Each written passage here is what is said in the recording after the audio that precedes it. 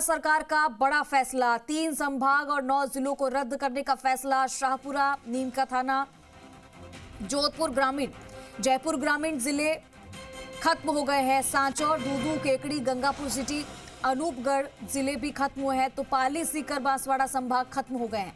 मंत्रिमंडलीय कमेटी ने पाया कि इतने जिलों की जरूरत ही नहीं थी। कमेटी के सहयोग के लिए एक एक्सपर्ट कमेटी भी बनाई गई। दोनों कमेटी की रिपोर्ट नए जिलों और संभाग के पक्ष में नहीं थी। सरकार का फैसला, नए जिलों और संभाग की जरूरत नहीं। 7 संभाग और 41 जिले ही अब रहेंगे। मालपुरा, कुचामन और सुजानगढ़ भी नहीं होंगे जिले। भविष्य में जब भी जिलों की जरूरत होगी तो फैसले लिए जाएंगे, लेकिन फिलहाल ये एक बड़ा फैसला लिया गया है। राजस्थान के मुख्यमंत्री भजनलाल शर्मा की कैबिनेट ने बैठक के बाद एक बड़ा फैसला लिया और जो पिछली सरकार द्वारा 9 जिले बनाए गए थे और 3 संभाग बनाए गए थे उनको निरस्त कर दिया है, खत्म कर दिया है। इसके आदेश जारी कर दिए। भजनलाल सरकार के फैसले के बाद राज्य में अब पहले की तरह ही 41 जिले और 7 संभाग ही होंगे। चले हमारे साथ ब्यूरो चीफ शशि मोहन शर्मा जुड़ के सीधा रुख करेंगे शशि का। शशि, पिछली सरकार ने 9 जिले और 3 संभागों, माफ कीजिएगा, इस बार जो भजनलाल सरकार ने उन्हें 9 जिले और 3 संभागों को निरस्त कर दिया, क्योंकि उन्हें लगा, पूरी कमेटी जब बनाई गई तो उन्हें लगा कि ये यूं ही बनाए गए जिले हैं, इनकी जरूरत नहीं थी। लेकिन अब सवाल ये होता है कि जो ये 9 जिले खत्म हो गए हैं उससे राजस्थान में क्या कुछ बदलने वाला है अब? देखिए, राजस्थान का प्रशासनिक नक्शा पूरी तरीके से बदल जाएगा और इस प्रशासनिक नक्शे के बदलने के चलते जो डेमोग्राफिकल चेंज है वो तो नहीं होंगे, लेकिन हाँ, ये जरूर है कि आंदोलन का नक्शा भी अब बदल सकता है, क्योंकि कुछ जगह लोग खड़े हो रहे हैं, लोग मुखर हो रहे हैं। हालांकि कांग्रेस ने कहा है कि 1 तारीख के बाद वो अपना आंदोलन शुरू करेगी, क्योंकि अभी राष्ट्रीय शोक चल रहा है। लेकिन जनता की मिक्स प्रक्रिया आ रही है, मिलीजुली प्रतिक्रिया आ रही है। जो लोग इस फैसले को समझते हैं कि इसके दूरगामी क्या असर होंगे, वो कुछ प्रशासनिक अधिकारी हैं, पूर्व प्रशासनिक अधिकारी हैं, पूर्व मुख्य सचिव TR मीणा इस फैसले को सही बता रहे हैं। उनका कहना है कि जिलों का अध्ययन इस आधार पर होना चाहिए कि जनसंख्या को क्या फायदा हो रहा है, क्या नुकसान हो रहा है। क्योंकि अगर कम जनसंख्या के ऊपर आप अधिकारी लगा देंगे और वो गवर्नेंस प्रॉपर नहीं हो पाएगी वहां पर, तो भी काम सही तरीके से नहीं चलेगा। अधिकारियों का, संसाधनों का और जनसंख्या का एक न्याय संगत अनुपात होना चाहिए, ऐसा अधिकारियों का मानना है। ठीक है।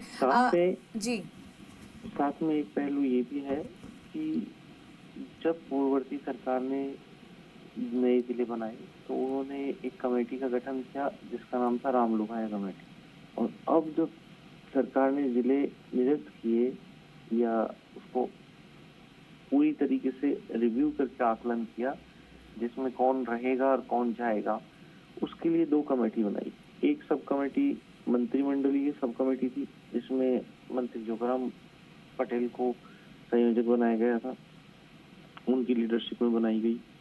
तो उनकी बैठकें हुई, उन्होंने अलग अलग समय पे देखा कि कैसे आचार संहिता लगने से कुछ समय पहले 17 अगस्त को इसका नोटिफिकेशन जारी हुआ और उसके 2-3 दिन बाद में आचार संहिता लग गई।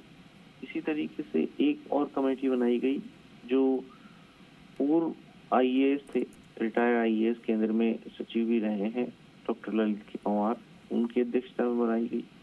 उन्होंने भी सभी जगहों का दौरा किया, परिस्थितियां समझी, लोगों से बातचीत की और उन्होंने भी अपनी फाइंडिंग्स दी। उसके बाद में सरकार ने इन जिलों को निरस्त किया है। हालांकि अभी भी कुछ जगह ऐसा कहा जा रहा है कि सरकार ने उन जिलों को निरस्त किया है जहां पर कांग्रेस की सीटें ज्यादा आई है विधानसभा चुनाव। हालांकि बीजेपी इस तथ्य को खारिज कर रही है, लेकिन लोगों का ऐसा आरोप है।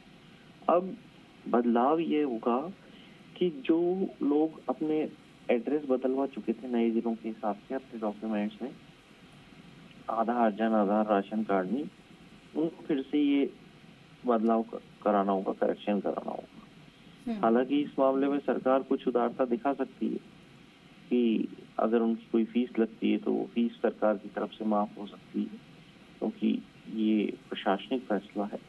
लेकिन इस फैसले से ये जरूर होगी कि भविष्य में नए जिले अगर बनते हैं तो उसका क्या आधार होगा ये भी तय होगा। कितनी तहसीलें, कितने यूनिट हो। दूदू और केकड़ी एक एक विधानसभा क्षेत्र के जिले थे, इसको लेकर के सवाल सबसे ज्यादा उठे थे। इन पर इनको निरस्त किया जाना, हालांकि यहाँ पर दोनों जगह बीजेपी के विधायक हैं, वो अपनी तरीके से जस्टिफाई करेंगे। ठीक है शशि, बहुत शुक्रिया आपका इस तमाम जानकारी के लिए। तो देखिए यहाँ पे एक बड़ा फैसला लिया गया है और जो पिछली सरकार ने जो जिले और संभाग बनाए थे उन्हें हटा दिया गया है।